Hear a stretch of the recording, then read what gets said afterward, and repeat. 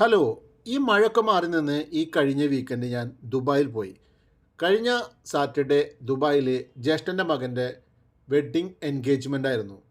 അങ്ങനെ ഞാൻ ജ്യേഷ്ഠമൊത്ത് ദുബായ് ഫെസ്റ്റിവൽ സിറ്റിയിലുള്ള ക്രൗൺ പ്ലാസ ഹോട്ടലിലാണ് ഫംഗ്ഷൻ നടക്കുന്നത്. രാവിലെ ഞങ്ങൾ വന്നത് ഇവിടുത്തെ സെറ്റപ്പും കാര്യങ്ങളൊക്കെ ഒന്ന് നോക്കാനും ലാസ്റ്റ് അറേഞ്ച്മെൻ്റൊക്കെ കാണാനും വേണ്ടിയിട്ടാണ്.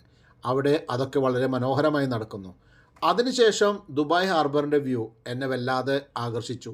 എനിക്ക് എന്ന് വെച്ചാൽ ഫോട്ടോഗ്രാഫി എൻ്റെ ഒരു പാഷനാണ്, എൻ്റെ പ്രൊഫഷനുമാണ്. അവിടെ നിന്നുകൊണ്ട് കുറേ ഫോട്ടോഷൂട്ടുകൾ നടത്തി നേരെ അവിടെ തന്നെ ഞങ്ങൾ ഹോട്ടൽ റൂം എടുത്തിട്ടുണ്ടായിരുന്നു. ആ റൂമിൽ നിന്നുള്ള ഒരു വ്യൂ കൂടിയാണ് ഇത് പെൺകുട്ടിക്കുള്ള മണവാട്ടിക്കുള്ള ഗിഫ്റ്റുകളാണ്. അതിമനോഹരമായ ഈ ഗിഫ്റ്റുകളൊക്കെ തയ്യാറാക്കിയത് ജ്യേഷ്ഠൻ്റെ മൂത്ത മകൻ്റെ വൈഫാണ്.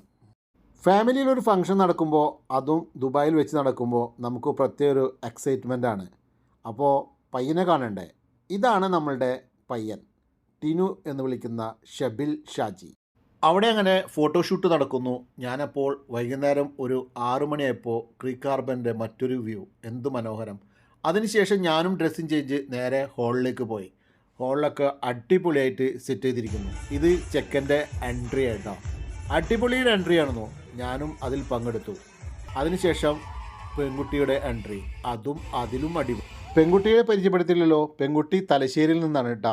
ഹൈഫ എന്നാണ് പെൺകുട്ടിയുടെ പേര്. അങ്ങനെ ഒരുവിധ എല്ലാ ബന്ധുക്കളും ഗസ്റ്റുകളും എത്തി തുടങ്ങി. പ്രോഗ്രാം സ്റ്റാർട്ട് ചെയ്തു. നിങ്ങളിതൊക്കെ കണ്ടുവരും. You've been like my strength, my happiness, my peace since then. Today, in front of everybody that we love, I just